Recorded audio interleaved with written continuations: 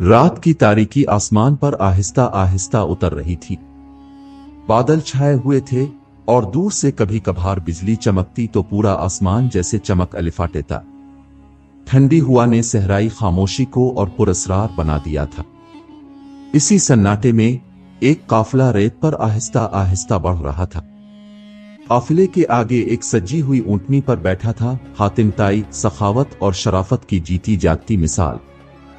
काफिले के साथ खच्चरों पर सामान, खेमे, खुद्दाम और मेहमान थे, क्योंकि हातिम किसी बड़े कबीले की दावत से वापस आ रहे थे। अचानक एक दरख्तों से घिरी वादी के करीब से गुजरते हुए हातिम के कानों में एक हल्की सी सदा आई, कोई है जो मेरी फरियाद सुने। हातिम फौरन रुक गए। काफिले वालों ने भी कदम थाम लिए। इन्होंने इर्द गिर्द देखा, मगर कुछ नजर ना आया। आवाज दोबारा आई, इस बार कुछ करीब से, ए अजनबी, अगर तो इंसान है तो एक कैदी की बात सुन ले। हातिम ने घोड़े से छलांग लगाई और आवाज की समत तेजी से बढ़े। दरख्तों के पीछे एक खस्ताहाल झोंपड़ी के साए में एक जंजीरों में जकड़ा हुआ गुलाम पड़ा था, जिसके चेहरे पर जख्म और आंखों में उम्मीद की किरण झलक रही थी। हातिम उसके करीब बैठे और नर्म लहजे में बोले, कौन है ताव, और यहां इस हाल में क्यों पड़ा है? गुलाम की आंखों में आंसू आ गए। वो हिचकियों में बोला, मेरा नाम यकूब है और मैं कभी एक आजाद इंसान था, लेकिन तकदीर मुझे एक जालिम सौदागर की गुलामी में ले आई। उसने मुझ पर झूठा इल्जाम लगाकर मुझे यहां कैद करवा दिया। बरसों से यहीं पड़ा हूं, न कोई पूछने वाला, न रिहाई की कोई उम्मीद। बस दुआ करता हूं कि कोई नेक दिल इंसान मेरी फरियाद सुने। हातिम ने इसकी जंजीरों को देखा। वो लोहे की मोटी बेड़ियां थीं जिन पर जंग चढ़ चुका था। वो लम्हा खामोशी का था। सिर्फ हुआ की सिसकी और कैदी की सांसों की चाप सुनाई दे रही थी। हातिम ने आसमान की तरफ निगाह की और दिल में कहा, ए रब करीम, अगर ताब ने मुझे माल और इज्जत दी है तो मेरा फर्ज है कि तेरे बंदों की मदद करूं। हातिम ताई ने काफिले वालों को बुलाया और हुक्म दिया, ये गुलाम अब मेरा मेहमान है, उसे रहा करो, और अगर कोई कीमत अदा करनी है तो मेरी तरफ से अदा होगी। मगर ये इतना आसान न था, क्योंकि गुलाम को कैद करने वाला सौदागर कबीले का बासर शख्स था और हातिम को एक ऐसी जंग का सामना होने वाला था जिसमें तलवार नहीं बल्कि उसूल और ईमान की ताकत आजमाई जाएगी। सुबह का सूरज अभी पूरी तरह निकला भी न था कि हातिम ताई ने काफिले को तैयार करने का हुक्म दिया। गुलाम यकूब को इज्जत व एहतराम से काफिले में जगह दी गई और उसके जख्मों पर मरहम रखा गया। हातिम ने फैसला कर लिया था कि वो इस गुलाम को उसके असली मालिक से आजाद करवाएंगे, चाहे इसके लिए कोई कीमत क्यों ना चुकानी पड़े। चंद ही मील के फासले पर एक बड़ा कबीला आबाद था, काफ बेछुट यलाम बन्नू नस्र, और वहीं रहता था वो जालिम सौदागर अबुन बन खुज्म। हातिम ताई कबीले में दाखिल हुए तो लोगों में सरगोशियां होने लगे। हातिम ताई खुद आए हैं क्या किसी पर करम फरमाने आए हैं? हातिम को सीधा सौदागर के खेमे में ले जाया गया। वो चमड़े के आरामदेह गुदुई पर बैठा था और सामने सोने के प्याले में खाशक मेवा चबा रहा था। गुरूर उसके चेहरे से छलक रहा था। हातिम ने बगैर किसी झिझक के कहा, अबन बिन खुज्म, मैं तेरे पास यकूब नामी गुलाम की रिहाई के लिए आया हूं। मैं इसकी कीमत अदा करने को तैयार हूं। अबन हंसा, मगर इस हंसी में जहर था। हातिम, ताब हातिम है, मैं जानता हूं, मगर यह गुलाम एक मुजरिम है। उसने मेरा माल चरा कर भागने की कोशिश की थी। मैं इसे यूं ही नहीं छोड़ सकता। हातिम ने कहा, अगर वो मुजरिम होता तो अल्लाह ने इसे मेरे रास्ते में क्यों डाला? मैंने उसकी आंखों में बेगुनाही देखी है, अब उनकी आंखें तंग हो गईं। हातिम, ये कबीला मेरा है, यहां मेरे फैसले चलते हैं। अगर ताव कीमत देना चाहता है तो दागिनी कर दे। 5 दीनार की जगह 50 दीनार दे, तब शायद सोचो।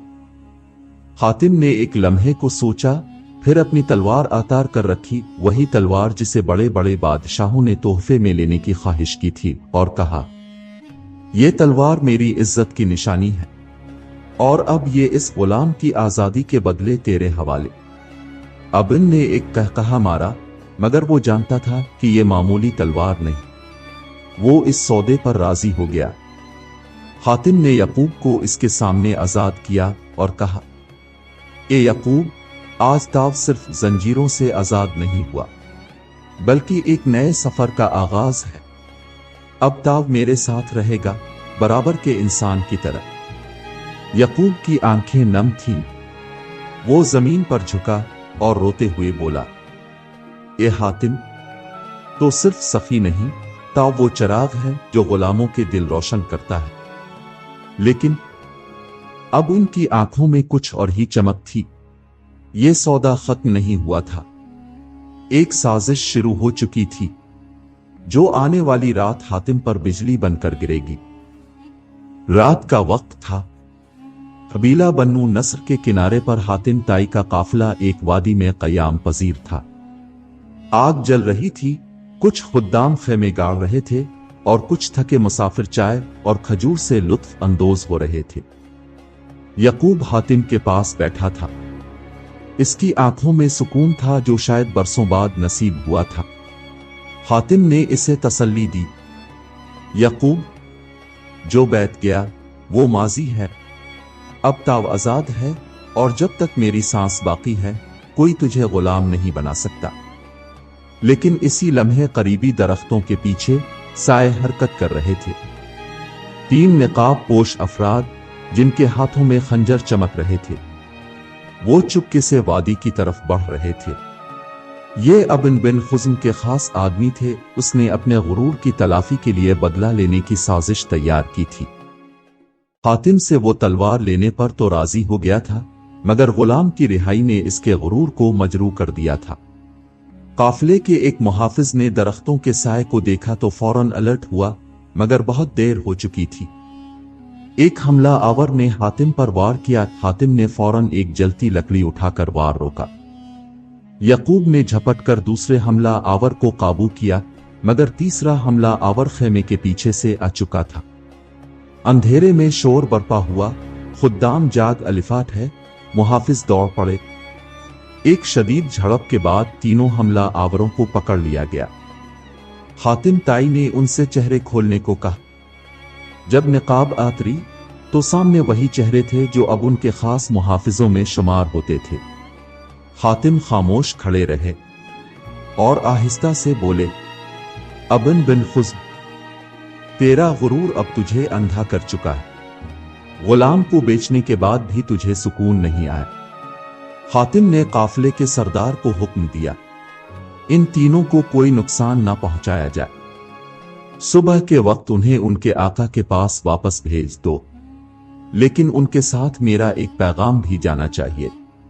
हातिम ने ऊंची आवाज में कहा, अब इनको कहना, अगर ताकत का नशा तेरे अंदर है तो हातिम का ज़र्फ और हिल्म भी कोई मामूली चीज नहीं। अगर दोबारा मेरे काफिले पर नजर डाली तो ये तलवार सिर्फ तोहफा नहीं होगी, फैसला सुनाएगी।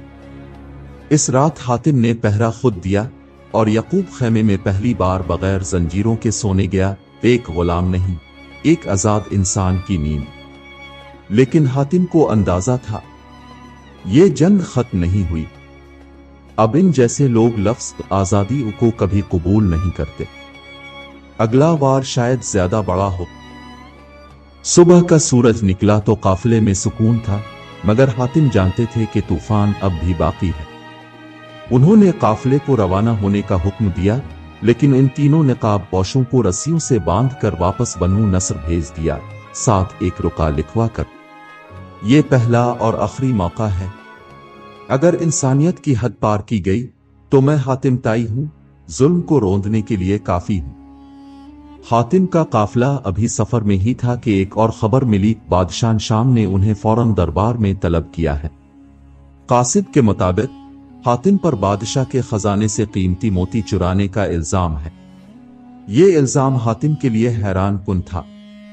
मगर उन्हें अंदाजा हो चुका था कि ये इल्जाम भी अबुन बिन खुज्म की साजिश का ही एक हिस्सा है। इस बार वो हातिम की शोहरत को दागदार करना चाहता था। हातिम ताई बिला झिझक बादशाह के दरबार पहुंचे। दरबार शान और शौकत से सजा हुआ था। वुज़रा, सिपाही और खुद बादशाह तख्त पर जलवा अफरोज थे। बादशाह ने हातिम को घूर कर देखा और कहा, ए हातिम, तुम्हारी सखावत के किस्से तो हमने बहुत सुने, मगर क्या ये सच है कि तुम मेरे खजाने से वो नायाब नीलम चरा लाए हो जो सिर्फ शाही महर के साथ खिलता है? हातिम ने सर झुकाया और नरमी से कहा, बादशाह सलामत। हातिम, अगर फाके में हो तो किसी का दाना भी ना चखे जब तक इजाजत ना हो। खजाने का नीलम चोरी करना तो मेरी फितरत के खिलाफ है। दरबार में खामोशी छा गई। बादशाह ने वजीर खजाना को इशारा किया। वो आगे बढ़ा और बोला, हमें खुफिया इत्तला मिली है कि हातिम ताई की खैमागाह से वही नीलम बरामद हुआ है। हातिम चौंक गए। ये इल्जाम झूठा था, लेकिन मंसूबा बड़ी चालाकी से बाना गया था। बादशाह की नजर में मामला संगीन था।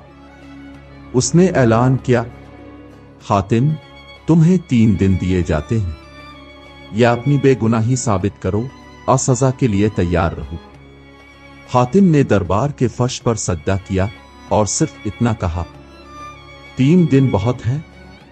सच खुद बोलेगा, लेकिन याद रखे, अगर मैं बेगुनाह निकला तो झूठ बोलने वाला भी बेनकाब होगा। और यूं? हातिम ताई ने दरबार छोड़ा, मगर उनके दिल में एक अज़्म था।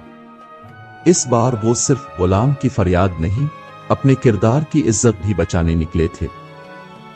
हातिम ताई दरबार से निकले तो उनके साथ सिर्फ यकूब नहीं था, बल्कि एक जिम्मेदारी भी थी, अपनी बेगुनाही को साबित करना और झूठे इल्जाम के पीछे छुपे चेहरे को बेनकाब करना।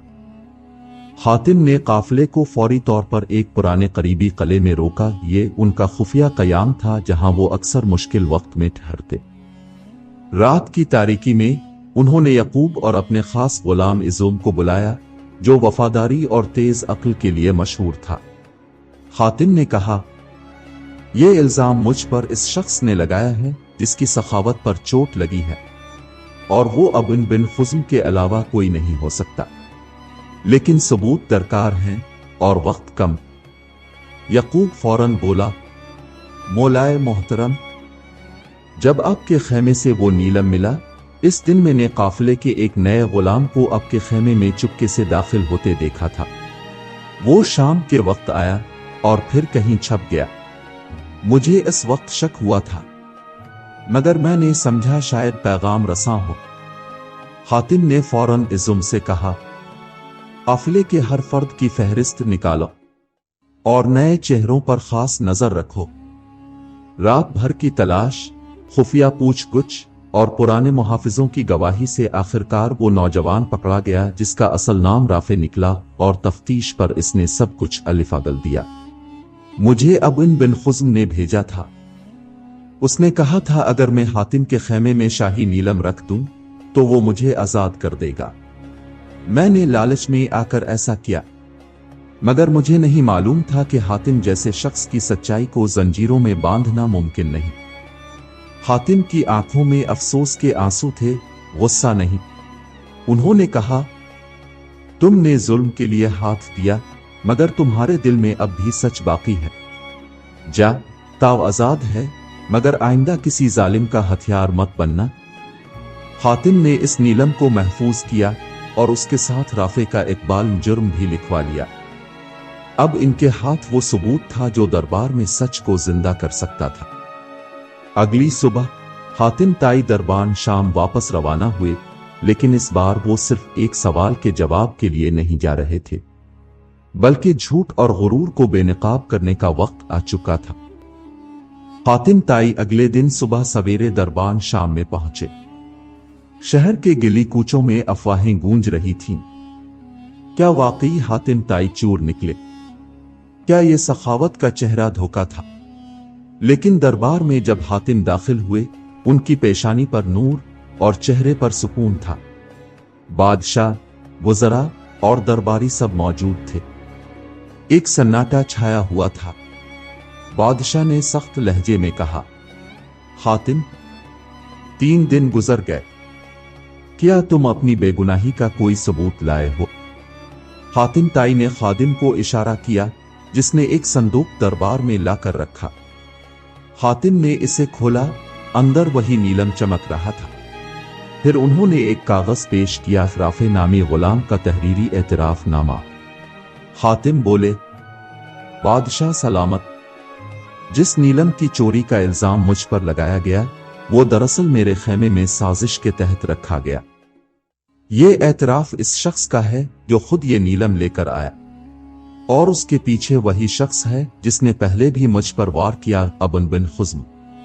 बादशाह ने गुस्से से दरबारियों को हुक्म दिया, अब इनको फौरन हाजिर किया जाए। कुछ ही लम्हों में अबन, जो दरबार के कोने में खामोश खड़ा था, को बीच दरबार लाया गया। जब उसके खिलाफ राफे का बयान पढ़कर सुनाया गया तो अबन के चेहरे का रंग अलिफाड़ गया। बादशाह ने गुस्से से कहा, तो तुमने सिर्फ एक बेगुनाह पर इल्जाम ही नहीं लगाया बल्कि दरबार शाही की तौहीन भी की। तुम्हें फौरन तमाम ओहदों से माजूल करके जलावतन किया जाता है। दरबार में तालियां बजने लगीं। हातिम ताई की सच्चाई ने सबको झुका दिया था। बादशाह तख्त से अलिफाटे और खुद हातिम के कदमों में झुककर बोला, हातिम, हम शर्मिंदा हैं। हमने तुम पर शक किया जिसने हमेशा मजलूमों का साथ दिया। ये नीलम अब सिर्फ शाही खजाने का हिस्सा नहीं, ये तुम्हारी अमानत है। हातिम ने नीलम वापस करते हुए सिर्फ एक जुमला कहा, सखावत दौलत से नहीं नियत से होती है, और हातिम का माल इस वक्त काबिले फख्र होता है जब वो मजलूम के काम आए। यकूब, जो एक वक्त गुलाम था, आज बादशाह के सामने बराबर के मकाम पर खड़ा था। हातिम ने इसे दरबार में एक नई जिम्मेदारी दी, दरबार के मोहताजों के लिए खैरात का निगरान।